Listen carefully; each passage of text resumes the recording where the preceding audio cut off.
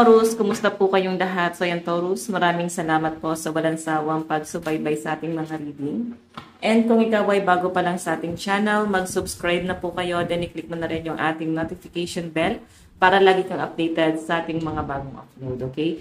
So yun guys, sa mga interested naman sa ating private reading and rituals, iiwan ko na lang po yung link ng aking Facebook sa ating pong description box below.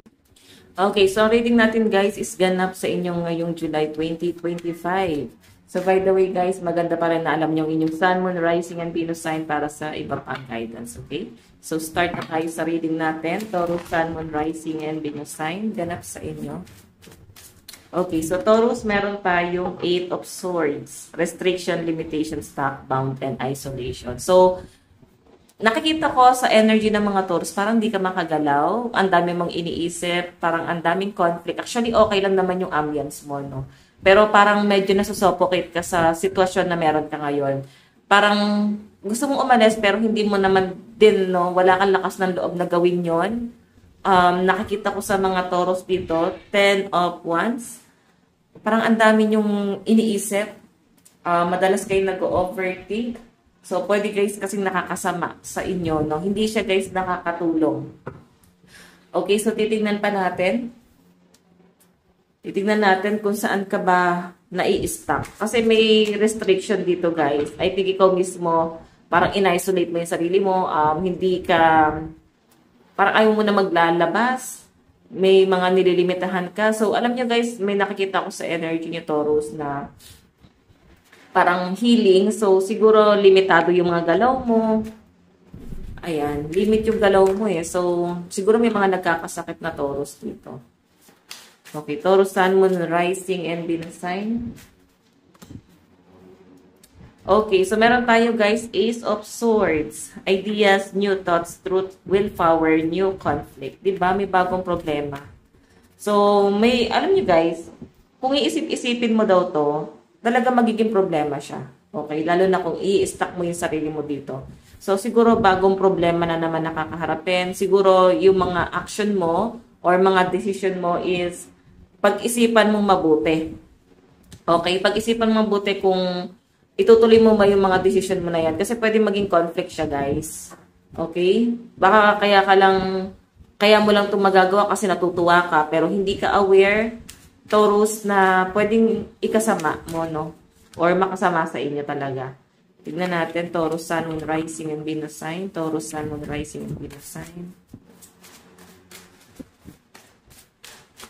Meron tayong 7 of Cups, illusion, choice, fantasy, vision, hesitation, and temptation. Diba? So, baka meron kayong gamit na gustong bilhin. Baka hindi pa guys nararapat, pero alam niyo yun, parang gusto niya lang bilhin dahil natuwa kayo or baka dahil nakyutan kayo. So, dagdag kasi siya guys sa gastusin nyo rin sa pinapakita sa akin dito, no? So, baka kasi hindi pa siya guys, hindi pa to guys practical or hindi pa dapat. Baka naman hindi pa naman gagamitin, no? For example, binili nyo na, tapos di naman guys nagamit, na stock lang. So, sayang, no? Sana napaikot nyo pa yung pera. So, pwede kasi guys, nabili mo lang siya kasi natuwa ka. Okay, titignan pa natin. Capricorn. Okay, Taurus, Sun, Moon, Rising, and Venus sign. Okay.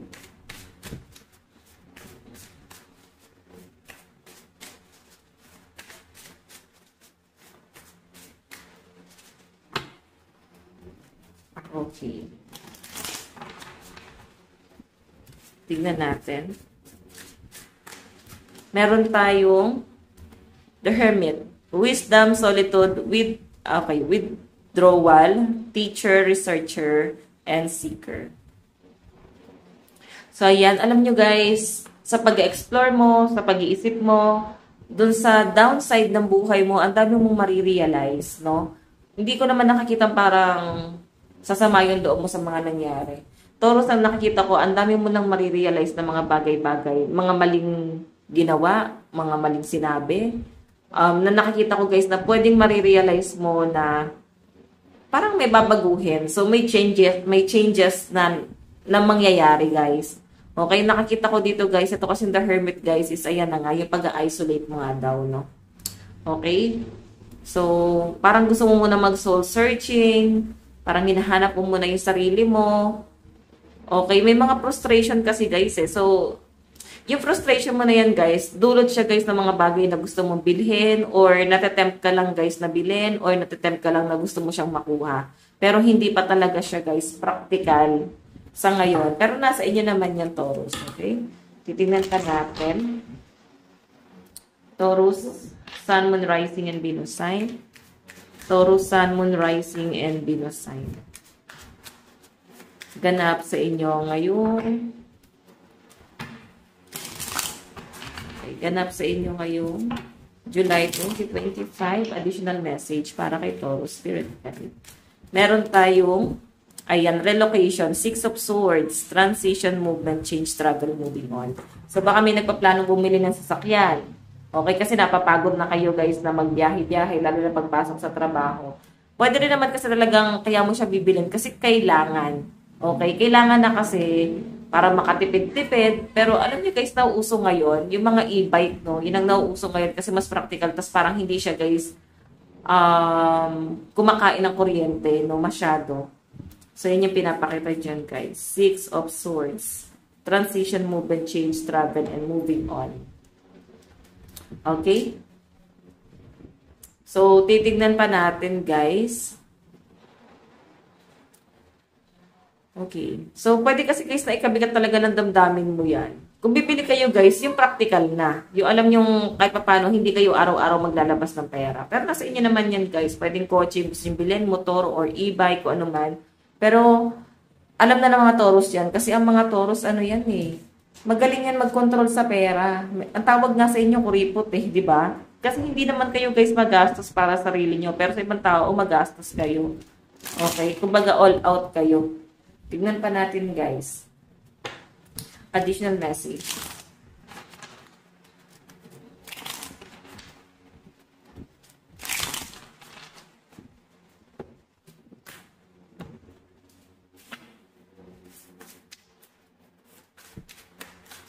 Additional message para kay Taurus. Okay.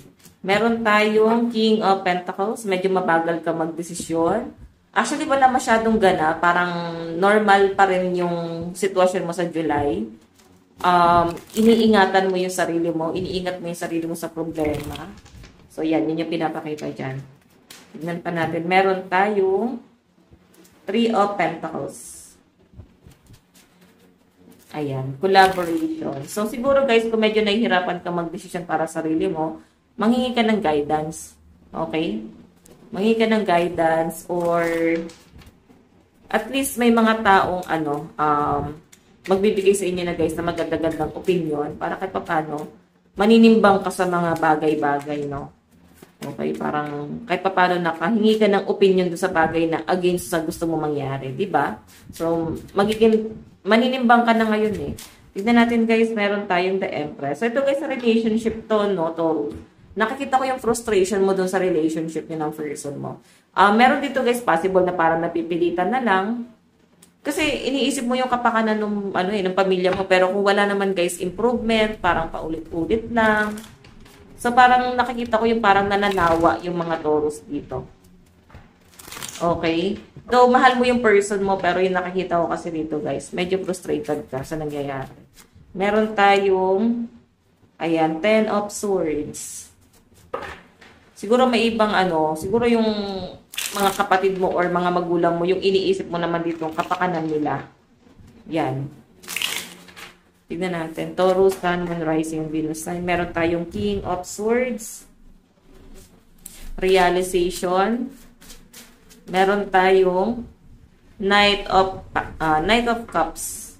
Oh, may hihingi ng tawad, Taurus, no? So, I think guys, may marirealize ng person mo. Kagaya nga nasabi ko rito, medyo frustrated ka sa relasyon nyo at mararamdaman to ng person mo. Nakikita ko guys, parang babawi siya sa inyo. Or kung no contact kayo guys, ang pinapakita sa akin dito, mukhang hihingi siya ng tawad. Lalapit siya sa inyo. Oo. Kasi tignan mo, may reconciliation na magaganap ngayong July 2025. So, tignan natin guys, angel message para sa inyo, Taurus. Meron tayong number 3, I am charismatic. Expression comes naturally to you. You are very skilled at communicating your thoughts through conversation and creative pursuit. Your you are able to get others on board with your ideas. Okay, so tignan natin guys, ano naman ang inyong advice. Meron tayong the sun always shine after the storm. Wow. So, may mga pinagdadaanan ka lang. Pero sinasabi nga rito guys, laging may pag-asa. Yeah. So, think positive. Taurus, ito lang po ang inyong reading. Maraming salamat po. God bless and love you all. Bye-bye.